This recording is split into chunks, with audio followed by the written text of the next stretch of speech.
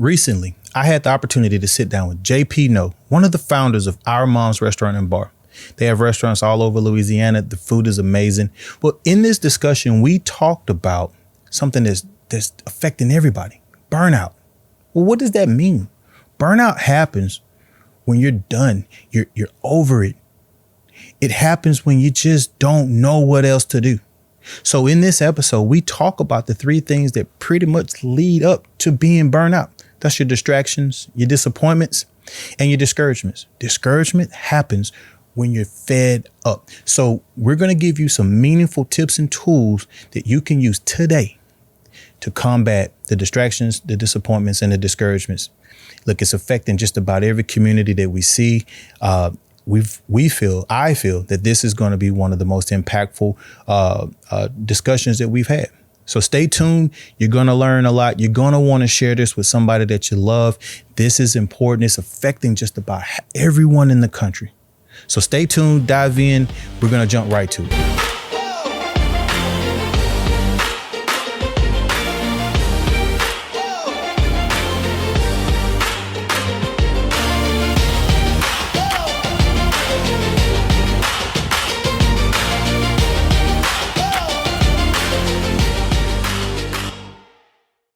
That's the thing. Like, how do you get to that place of having fun? And it's you can't give a crap about what people think. No. Cause here's what I learned. People only think about themselves. Mm-hmm. Like, seriously. They're their own main character. Yeah.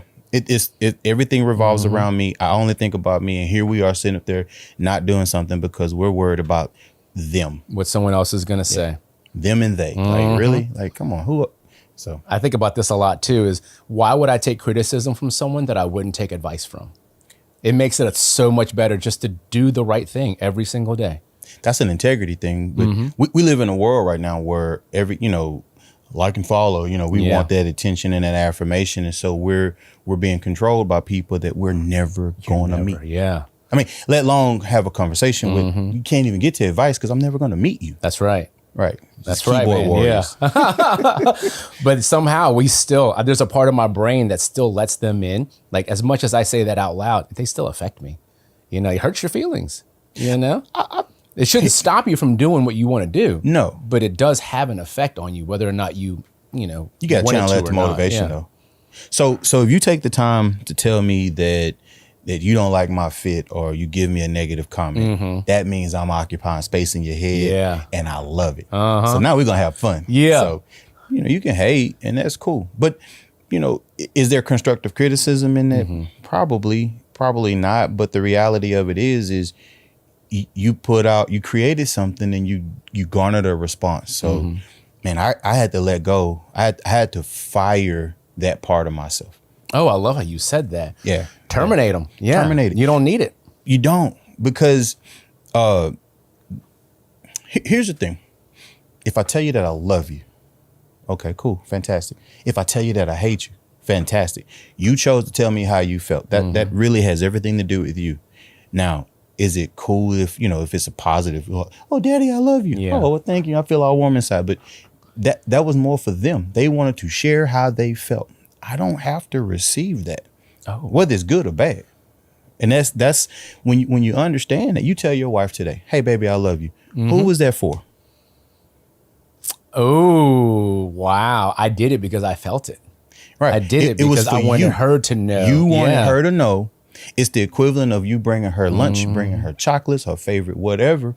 You chose to let her know how she felt. Now, it's great that she receives that, but the reality of it is, if somebody's telling you on social media or in passing, you're in traffic and somebody flips you off because you cut them off or whatnot, are you the world's worst driver? No, they just told you how they felt about what you did in that moment. In that moment. Yeah. You don't know what they were going through in that moment. Yeah. Mel Robbins has that saying. She says, let them, right? It's like, let them. Who cares?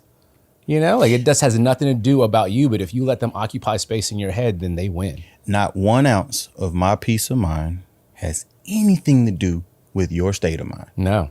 But that is a skill that's learned. And I found myself in my 20s and in my 30s really living in that space of wanting to please and garner the respect and attention of other people when that was killing my superpower. It did. Yeah, I love that. Oh, yes. You know how long it took me to get to here? If you just listen to me speak now, it's Like, who is that dude? Yeah. But I used to everything that I talk about are all the things that I've went through in life that I've had to overcome that now have led me to who I am today, which is the person that I can help more people. This we were talking about this morning. Yeah. You got to help. So my experiences, good or bad, are in essence not for me. They're for me to share with someone else to help them out of their funk. And you see that, man, you see that all the time. We see that clinically. We see that in the corporate space when I work with folks one-on-one. That is something that is very, very, very powerful.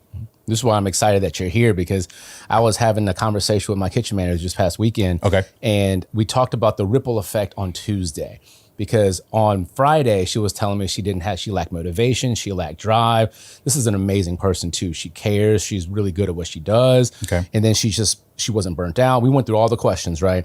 And then the only thing I told her was like, this is what helps me, right? I told her my 5-minute thing. Okay. Give yourself the grace and permission to stop doing something after 5 minutes, but you have to start. Right. So start, do it for 5 minutes, then you can stop if you want to. Chances are you probably won't, right?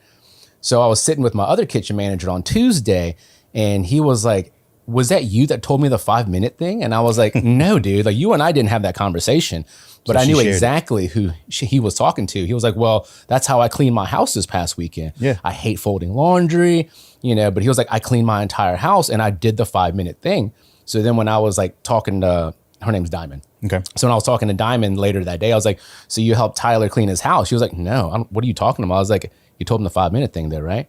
And then I showed her the how ripples work. Right. You help one person, they help another person, that person 100%. helps another person. 100%. You forget how powerful one thing can be and one person can be in the right, not context, but in the right way. So look at this. When we have people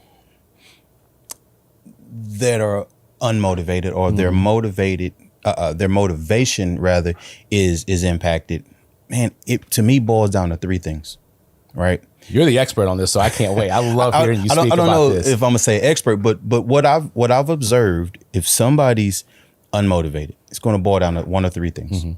They're distracted, they're disappointed, or they're discouraged. So if they're distracted, that means they've lost their ability to focus. Follow one course until successful. And if I'm unmotivated, that means I have too many things to deal with. When I was in the Army, when I was 4% body fat, basically the GI Humvees and stuff. Tanks. I was on tanks. Oh, that's right. So we had a philosophy. It was an overwhelming force. So we would take a platoon is 4 tanks.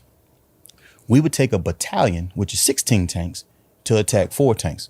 So you come across the berm. So just imagine you're in these 4 tanks and you're going along your mission, and then you look over the horizon and you see 16 tanks that are faster than you, better than you, and bigger than you. Who do you hit first? Who do you shoot at first? I turn around. I would literally turn around. You freeze. Most people freeze. So that's what happens with distractions right now with the phones and like and subscribe and I need to take pictures of my food and I have laundry lists of things to do. People are distracted. And if you have too much stuff hitting your plate at one time, who do you hit first? What tank do you shoot first? It kills motivation. I love that you said that. Right? So you then freeze. You just freeze. Don't do anything. 100%. And then you get discouraged after that. So discouragement is the final result. Disappointment happens. So let me before we move to disappointment, when we're distracted and we don't know what to do, then we fail at a goal. Yeah. Oh, I forgot to call you back. Oh, if they're in the kitchen, oh man, I didn't get the fries out in time. It becomes something that takes my focus off of what I love and what I'm supposed to do and gets me, off kilter. Then it moves to disappointment. When that happens a lot of times, okay, you got your heart set on something. I want a promotion. I want to go and do something and I get disappointed. Oh man, you pop that balloon, you're deflated. The disappointment to me is when you are deflated, right? And that can happen you shoot your shot at the honey across the hall and she doesn't respond the way you want. Now I'm deflated, the air came out of my balloon. The third thing, the most debilitating of this thing when someone's unmotivated is discouragement, right? Discouragement, courage. When I hear that word, I think of fortitudine. It's a Latin word which means courage. Fortified. That's my strength.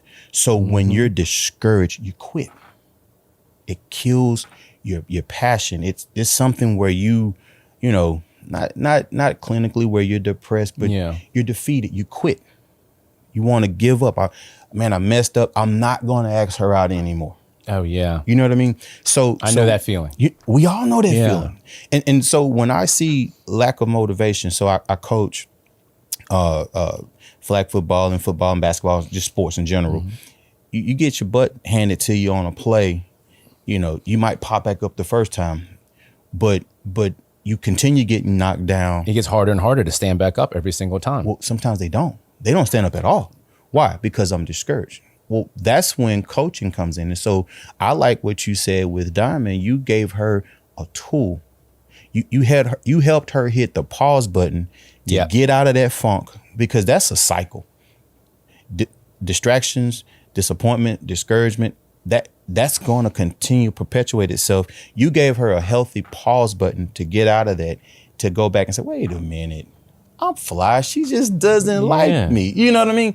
I got my butt handed to me. Maybe I need to take more time and pay attention in the weight room. Maybe I need to go and work on strengthening conditioning or whatnot. But those healthy, pregnant pauses allow us to disrupt that vicious cycle of that's going to lead us to discouragement when people quit. And how many times have we seen super talented people leave an industry or leave something because they're burnt out? Yeah, that's where that burnt out comes from. You didn't have a healthy system. Success is a result of processes and systems, and it's no different from our businesses. We've been able to be successful because we've properly managed processes and systems. We have systems. We have things that we do every single day, no matter win or lose, no matter rain or shine. I do this because I know it's the right thing to do. I do it because it moves the needle. I do this because I know it works. Because I love it. Dude, if without the passion, it doesn't work. None of this means anything without passion. So that 5-minute break that you told her, if she's not reading her Bible, that was her source. That was her. So she's in a disappointed phase. If she's not doing the things that got me to the dance, that made me successful, she's moved into that discouraged realm. And that 5-minute break allows me to hit the reset button and to revitalize and disrupt that cycle. When we disrupt that cycle, breakthroughs happen. Yeah, you can see clearly again. You move from burnt out to breakthrough overnight when you have, in the way I see that scenario you described, you were a coach, you were a motivator, you were on the outside looking in, and you helped her elevate her thought process, right? We all need that. You do that for me a lot too. Well, I appreciate that. The Bible says to think on higher things, love, joy, such and so forth, right? What is that? That's a higher thought process. We tend to think on lack. We tend to think on the worst case scenario. Well, the Bible is very clear about it. Think on high things. What you did in that moment is allowed her to hijack that disruptive process so she can elevate her thought process, and it happened. Coming out of the pandemic, we were getting, dude, people were talking about me personally online and over a while, they suck and and all these things, and you take it personally and you defend, because you did your best, you tried your hardest. Well, it goes against it's the antithesis of what you believe about yourself, right? So you build up these frameworks and you get defensive and so forth. And a good friend of mine, Cyrus, we were talking one day.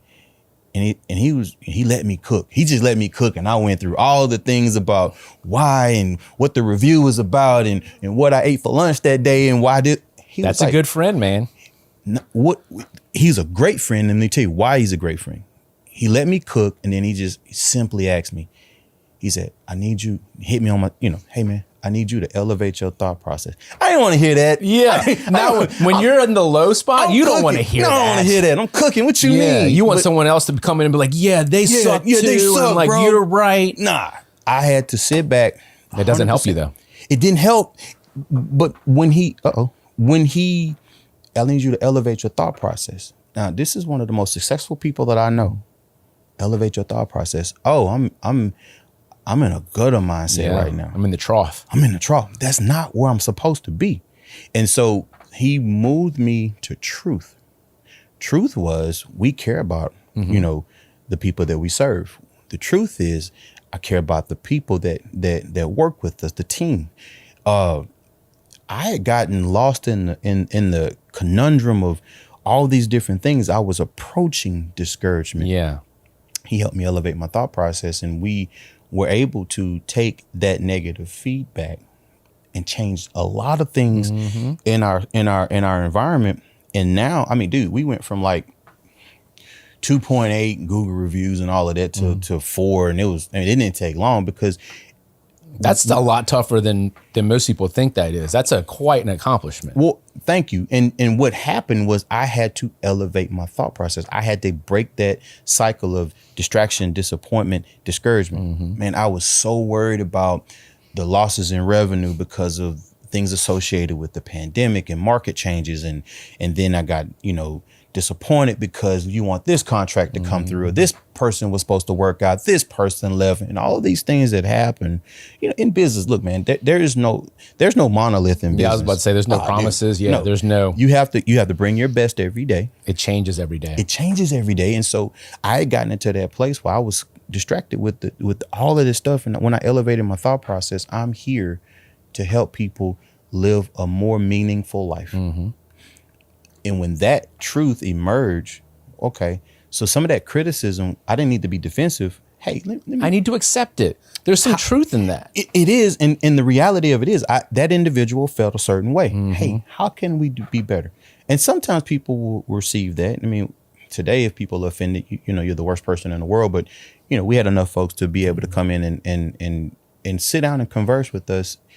We reclaim some of those folks. Some of those folks, they shot us the "you're in traffic," cut me off. They shot us the middle finger. But overall, we re-energized the organization to get back to what we did better. And so it sounds like that's what you did with Diamond. And proof positive, she went and shared it with someone else. And then made their life a little bit better. Just a little bit. That's all we're looking for. That's an amazing culture. I can't change your life. I can't 180 this whole thing. Yes, you can. You did.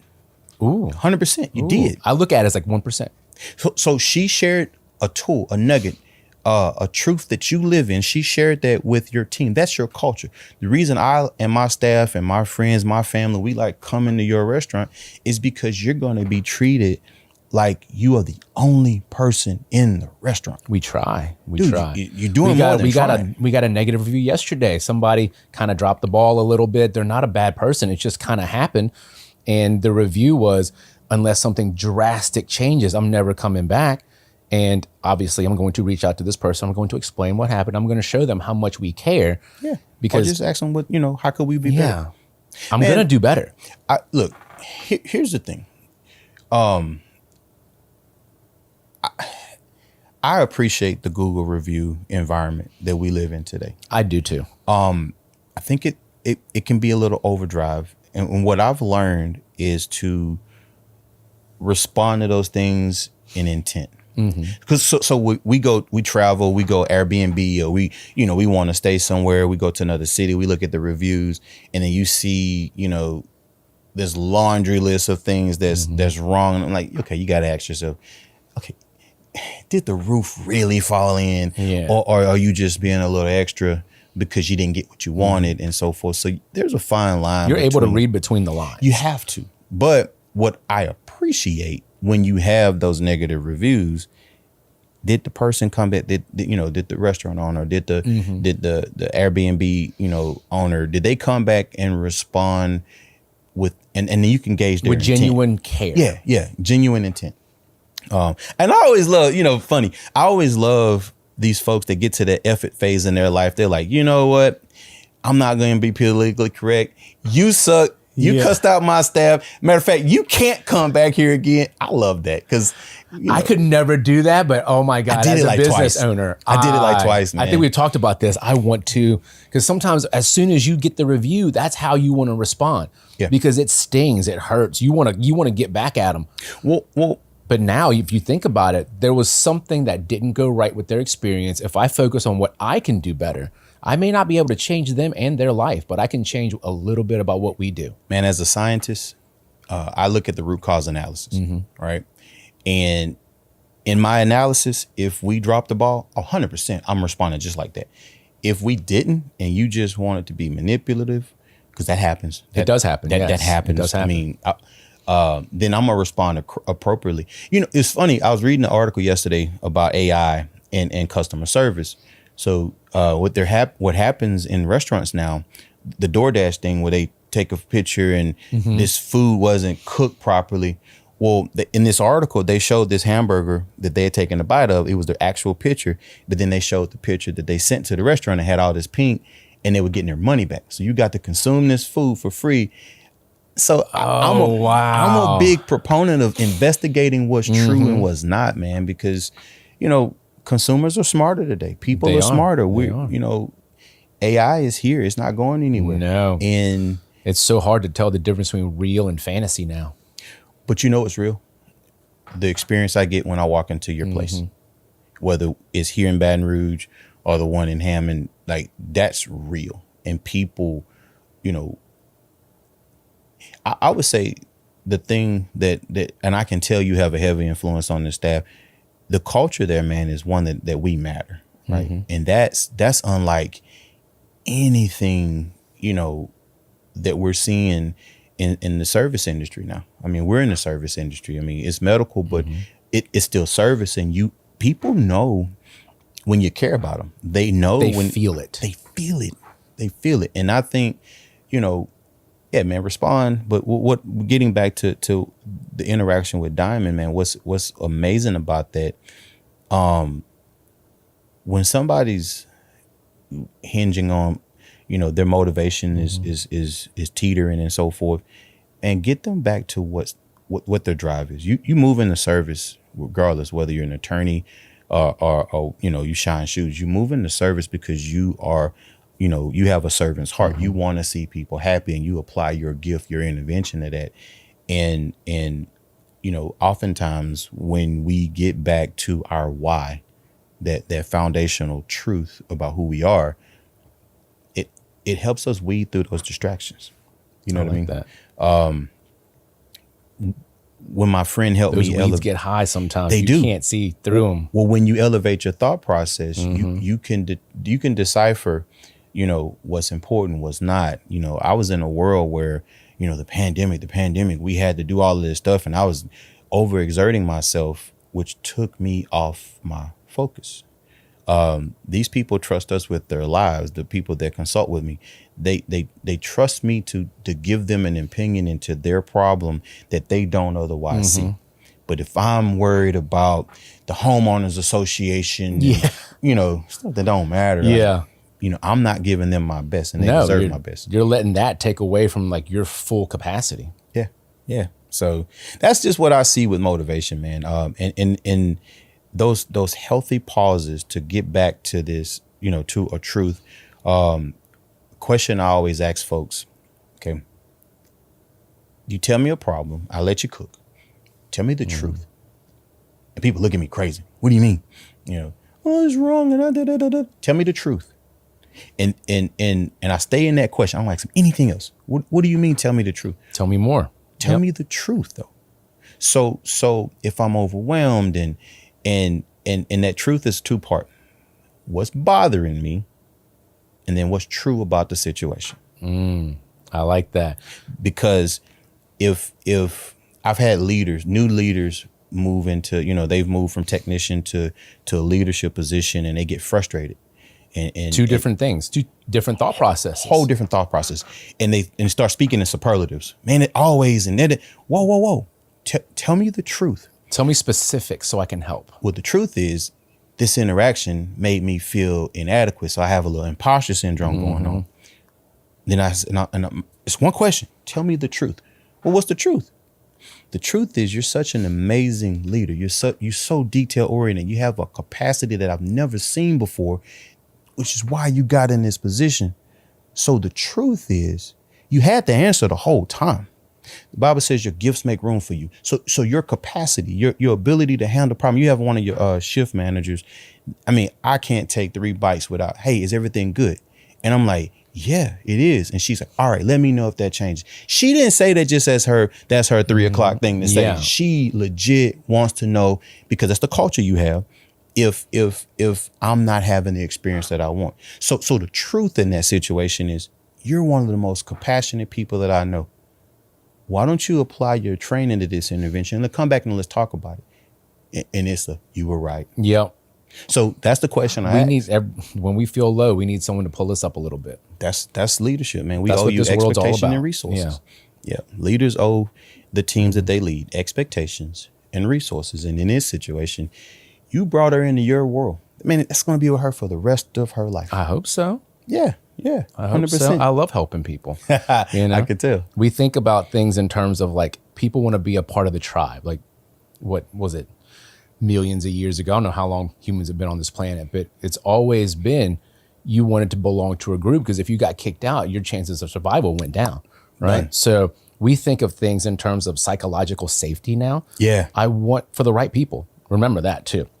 So for the right people, I want to make sure you're safe. And how you're safe is no matter what you feel, right? Feelings are extremely valid, and you can't control them to an extent without someone, some external intervention, right? So we keep asking the questions. We were talking about it before. If I ask you the question once, hey, what's going on? What's wrong? You won't tell me. You'll say nothing. Nope. I'm going to have to ask again in a different way. And you'll still be like, nothing really. But I do know that there's something wrong. He ain't going nowhere, so I might as well tell him the truth. By the third time I ask you, it's like, this happened. And I was like, all right, well, tell me more. Right. I was like, tell me how that made you feel. Well, you spoke from your heart. Yeah. They heard your heart at that point in time. And that is, you said something. We're communal people by nature, right? I like the word tribe. I like, community is like the buzzword of the day. Not everybody deserves to be in your community. No. And that's no, that's not a slight to anybody. And if you it just is, need to find a different tribe. Right. Just not this tribe. I don't need your acceptance.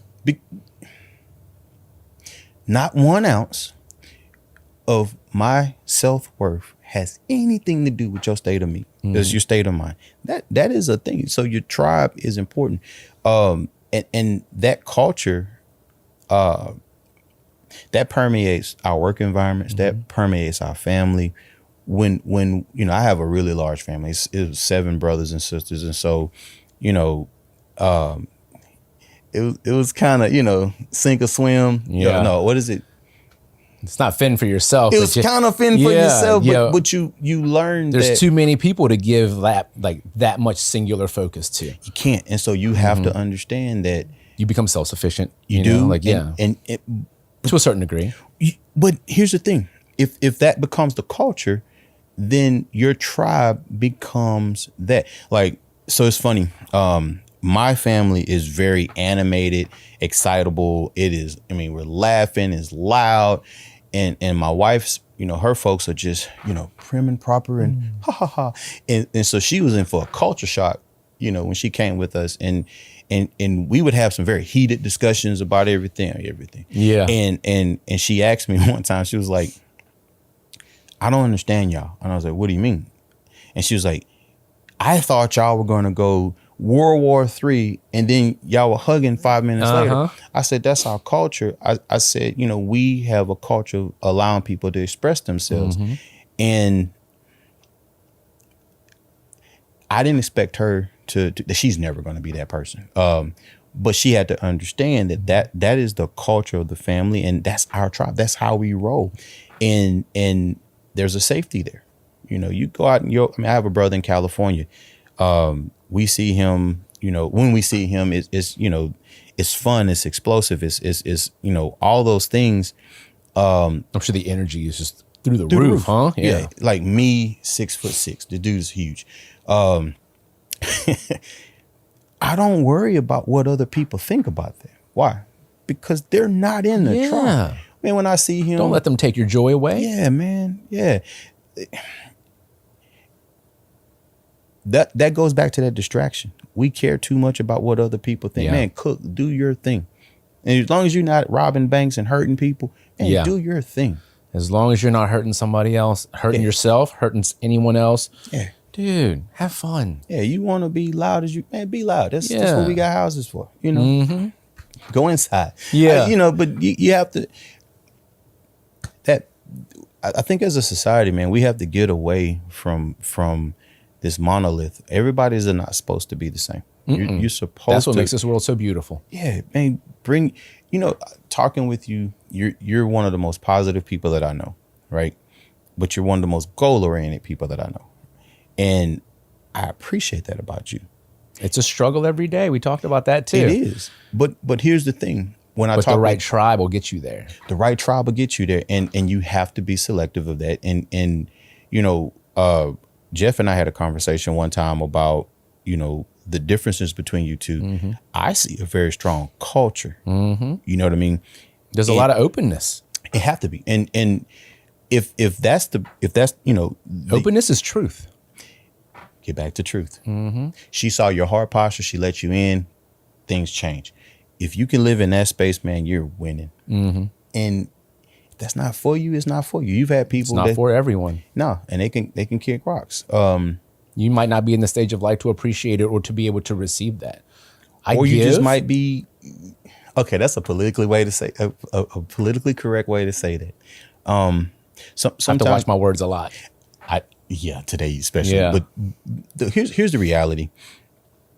You're right. Sometimes people, I'm not your cup of tea. Yep.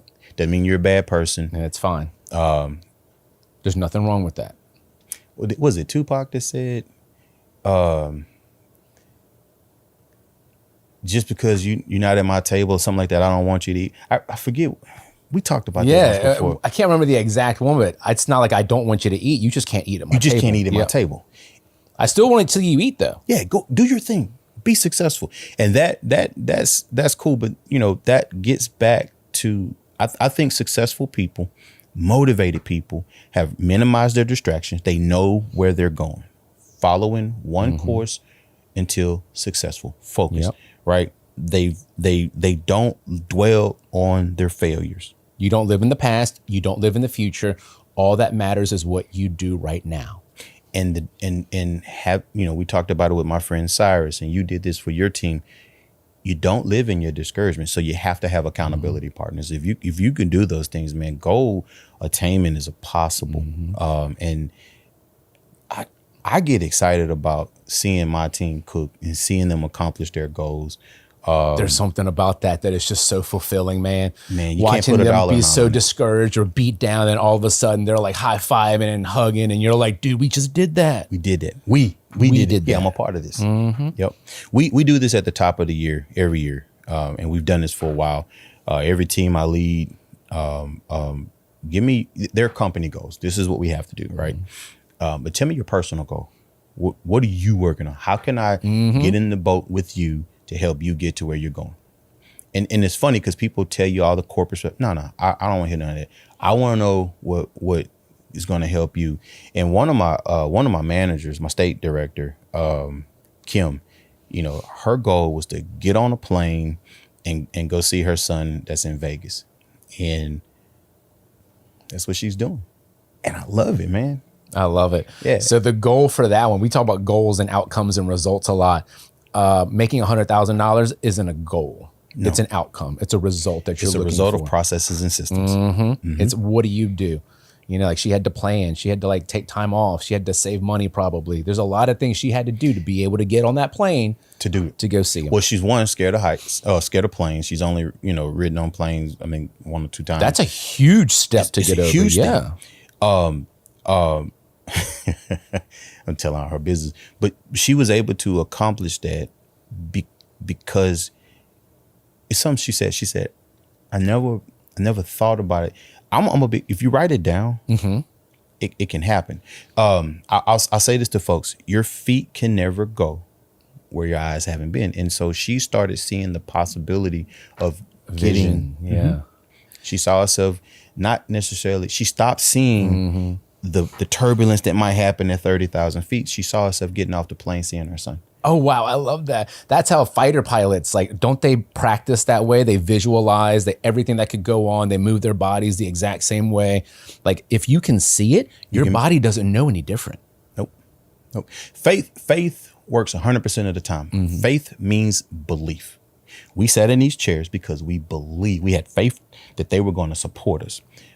It works 100% of the time, which is why discouragement, that, fortitude, and when I went back to that fortitude, strength, that's why that's so important, because what I believe, what I believe is going to happen. It's going to happen. People talk about manifesting all the time, and I feel like that's a kind of buzzy kind of thing to talk about, because they're just like, if I think it, it's going to happen. No, you have to believe. You have to believe. And it has to, what that means is you've consumed that concept, that thought process so much that it's gotten down into your subconscious, it becomes your truth.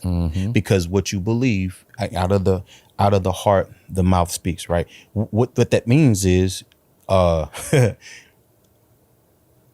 can't see this going any other way. When I put my mind to a goal, I very rarely look at the problems. That becomes fun. I see myself,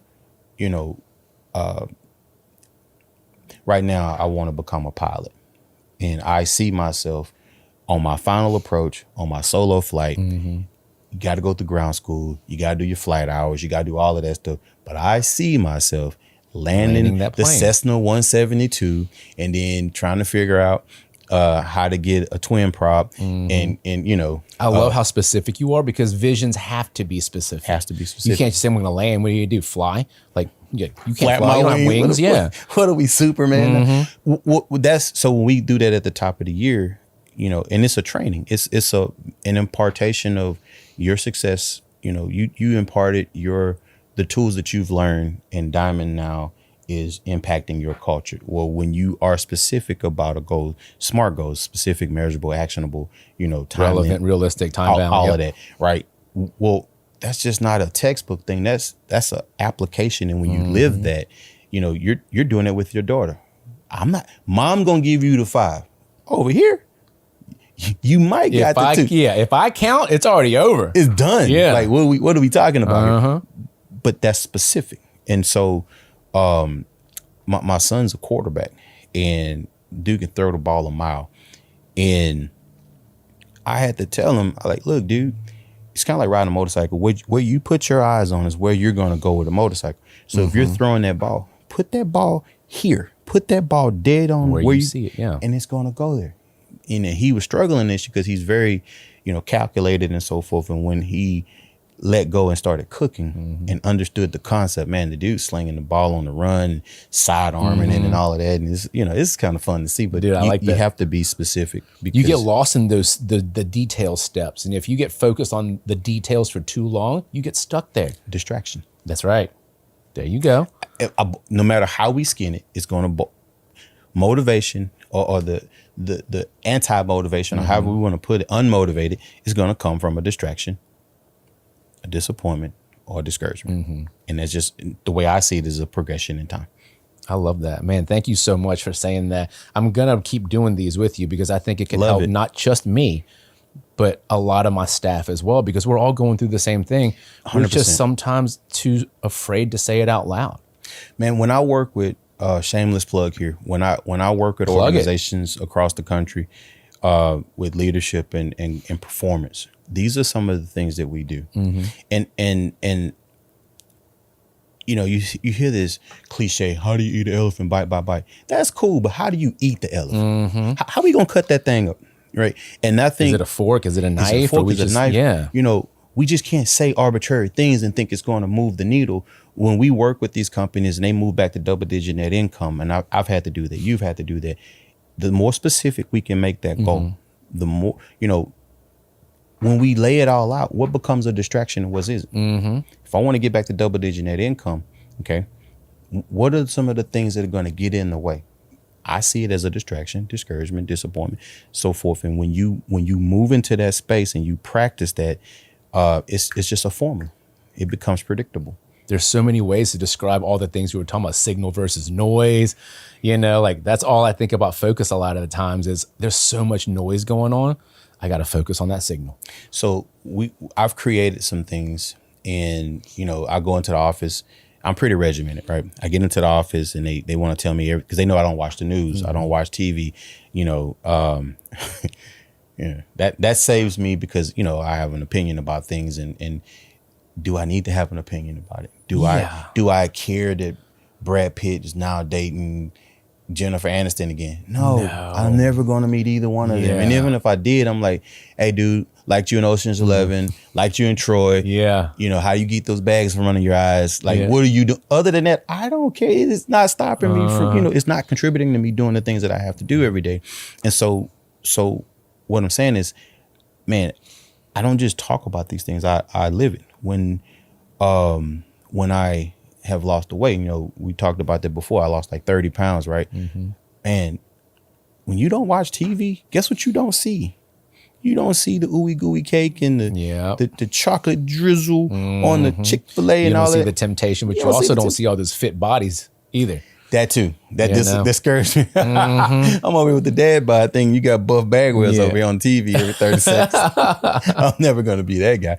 No, but I've limited the things that I consume so that I can get to my goal. Seth Godin wrote a book called The Dip. It's 85. Oh yeah, live in the dip. Embrace the dip. But he said something in that book, man, that changed my life. People talk about winners never win. Winners never quit. Mm-hmm. And he said that is absolutely incorrect. Winners quit the things that keep them from being successful. Mm-hmm. And when I think of Kobe, Jeff and I talked about, my top 3 basketball guys, and Kobe's my number 1 guy. And it's because Kobe shut down the noise. He focused on, he had 10,000 shots a day, and he you're going to the club, I'm going to the gym. Yes. Over the course of a year, over the course of 5 years, I'm better than you.